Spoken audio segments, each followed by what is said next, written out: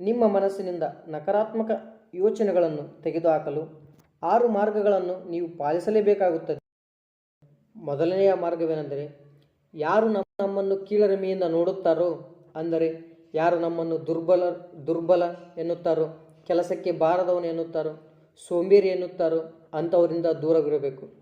ನಮಗಿಂತ ಮೇಲಿರುವವರು, ಸಂಪತ್ತಿನಲ್ಲಿ ಹೆಚ್ಚಿರುವವರು ಅವರಿಗಿಂತ ಕೆಳಗಿರುವವರನ್ನು ಕೀಳರಿಮೆಯಿಂದ ನೋಡುತ್ತಾರೆ.